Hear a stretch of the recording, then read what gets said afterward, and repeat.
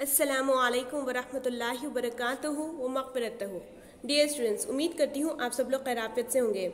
हम आपके टीचर शेख शिरीन फातिमा आज के इस सेशन में क्लास 12 चैप्टर 1 मैथमेटिकल लॉजिक इस टॉपिक में सपोज एक्सरसाइज 1.5 के सवालात हल करेंगे आपके साथ इंशाल्लाह। इसके ऊपर डिपेंड हमने बेसिक इन्फॉर्मेशन ऑलरेडी इससे पहले वाले सेशन के अंदर दे दी थी, बस उसी का इस्तेमाल हमें करना है और इसमें के सवालात हल कर कर हमें इनपुट और आउटपुट टेबल बनाना है, जो ज़्यादा मुश्किल नहीं है, काफ़ी आसान है। तो चलिए शुरू करते हैं। देखिए यहाँ पे पहला सवाल जिसके अंदर हमें ये सर्किट दिया गया है, ठीक है। अब हम तो एक बात समझ गए कि अगर S1 है तो उसे हम P कंसीडर करेंगे, S1 है तो उसे हम P कंसीडर करेंगे,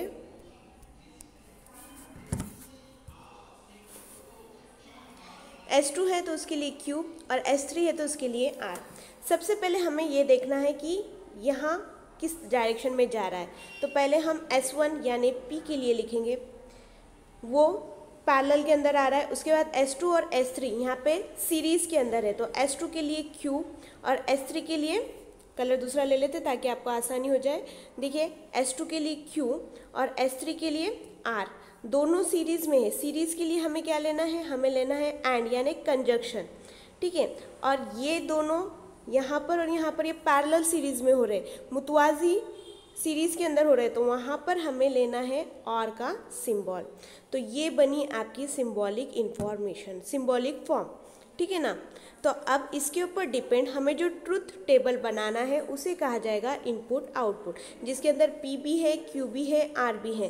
तो इस वक्त हमें मतलब किस तरह का पैटर्न लेना है, आप तो जानते हो जब 3 स्टेटमेंट का पैटर्न होता है तो हमें पहले पैटर्न में लेना होता है 4 बार ट्रू और 4 बार फॉल्स, ठीक है ना। Q के लिए लेना होता है हमें 2 बार ट्रू 2 बार फॉल्स, 2 बार ट्रू 2 बार फॉल्स, ठीक है। और R के लिए लेना पड़ता है 1 बार ट्रू 1 बार फॉल्स, 1 बार ट्रू 1 बार फॉल्स, 1 बार ट्रू 1 बार फॉल्स, 1 बार ट्रू 1 बार फॉल्स। लेकिन जब इनपुट और आउटपुट टेबल की बात होती है तो वहाँ पे T के लिए यानी ट्रू के लिए हम 1 लेते हैं और जहाँ F दिखता है उसके लिए 0 लेते हैं। तो यहाँ पर इसका पैटर्न हो जाता है Q के लिए 2 बार 1 2 बार 0, 2 बार 1 2 बार 0, और यहाँ पर 1 बार 1 1 बार 0, 1 बार 1 1 बार 0, कुछ इस तरह से। उम्मीद करती हूँ ये आपको समझा होगा। बस इसी का इस्तेमाल हमें करना है और इनपुट आउटपुट टेबल हमें बनाना है। देखिएगा यहाँ पर हमें कुछ इस तरह से लिखना है, the switch S1 is closed, close है वो, S2 भी क्लोज है, S3 भी क्लोज है, ठीक है ना। यहाँ पर जो हमने सिंबॉलिक फॉर्म बनाया था सर्किट के अकॉर्डिंग वो ये है। अब इसके ऊपर हम ट्रुथ टेबल बना रहे हैं। देखिए यहाँ पर हमने सबसे पहले लिख दिया P, उसके बाद लिया Q, उसके बाद लिया R, उनका पैटर्न लिख दिया क्योंकि 3 स्टेटमेंट हो रहे हैं यहाँ पे P Q R, तो इसलिए यहाँ पे 4 बार 1 4 बार 0 यानी 4 टाइम्स ट्रू 4 टाइम्स फॉल्स। दूसरा पैटर्न कुछ इस तरह से 2 बार 1 2 बार 0। तीसरे पैटर्न में 1 बार 1 1 बार 0 1 बार 1 1 बार 0, ठीक है ना। अब यहाँ पर हम देख रहे हैं P, पहले यहाँ पर इसे निकालेंगे Q and R। And conjunction के अंदर हमने ये देखा था कि अगर एक भी फॉल्स रहा तो फॉल्स, वरना वो हो जाएगा ट्रू, और फॉल्स इक्वल रहता है 0 के और ट्रू इक्वल होता है 1 के। हमने यहाँ पे इस तरह से सिंबल दिया था। देखिए यहाँ पर हम P Q एंड R को देख रहे हैं तो 1 1 ट्रू ट्रू, तो यहाँ पे 1 आया, 1 0 यानी फॉल्स, तो यहाँ पे 0 आया, 0 1 यानी यहाँ पर एक भी 0 तो 0 तो लिख दिए, 0 तो 0 ही है।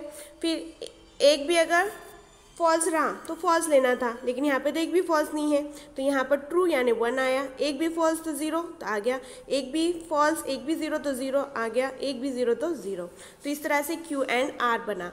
अब उसके आगे हमें देखना है ये वाला, मतलब यहाँ पर हम लेंगे इन दो को, ठीक है ना, और वहाँ पे डिसजंक्शन यानी और का सिंबल लगाएंगे। और के लिए हम क्या जानते हैं, अगर एक भी ट्रू रहा तो ट्रू, ट्रू के लिए हम क्या लेना है 1 और फॉल्स के लिए हमें लेना है 0।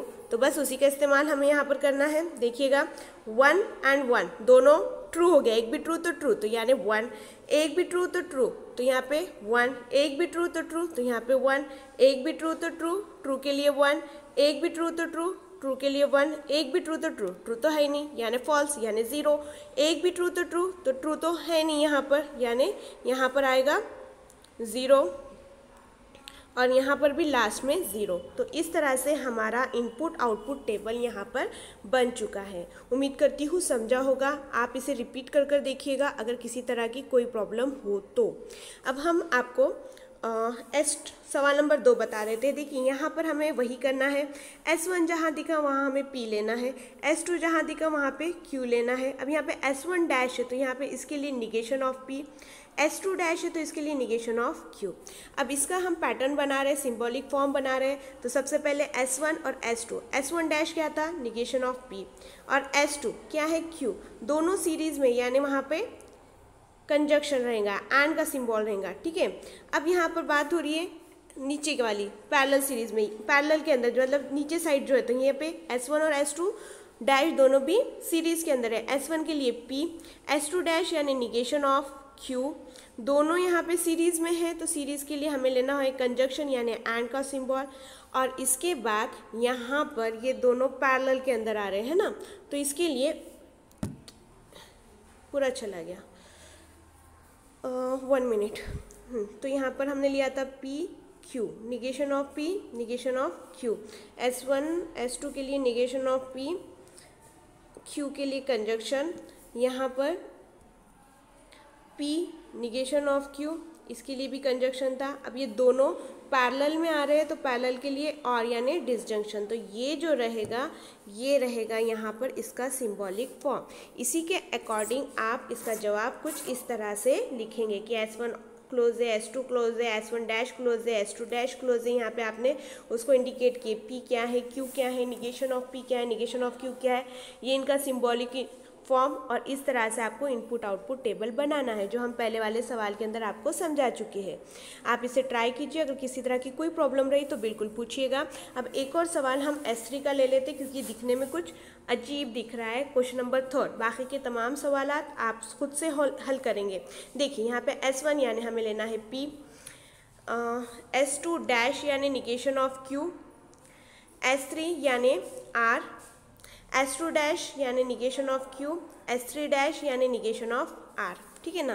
तो चलिए अब यहाँ पर हम शुरू करते हैं। देखिए पहले हम ऊपर का तरफ जाएंगे तो S1 के लिए हमें लेना है P, लेकिन यहाँ पर Q एंड R दोनों पैरेलल में आ रहे हैं तो यहाँ पे निगेशन ऑफ Q और R, यहाँ पर ये पैरेलल के लिए और का सिंबल, ठीक है, ये यहाँ पे इस तरह से आएगा। और यहाँ पर ये लोग सीरीज में है तो सीरीज के लिए एंड का सिंबल, ये ऊपर का पैटर्न हुआ। अब नीचे के जानिब नीचे की तरफ हमें कुछ इस तरह से लेना होगा। S2 डैश यानी negation of Q, S3 dash यानी निगेशन ऑफ R, दोनों सीरीज में है, सीरीज के लिए हम लेंगे एंड का सिंबल यानी कंजक्शन। और यहाँ पर ये दोनों पैरेलल आ रहे हैं तो पैरेलल के लिए हमें लेना है और यानी डिसजंक्शन। तो ये बनी आपकी सिंबॉलिक फॉर्म, ठीक है। इस तरह से आपको फिर इसके ऊपर डिपेंड इनपुट आउटपुट टेबल बनाना होगा कुछ इस डायरेक्शन में। तो इसी तरह से आप question number 3, question number 4, question number 5, 6 खुद से हल करने की कोशिश करेंगे। अगर किसी तरह की कोई भी प्रॉब्लम रही तो बिल्कुल पूछेंगे, ठीक है ना। जज़ाकल्लाह खैरन कसीरा, अल्लाह हाफिज़।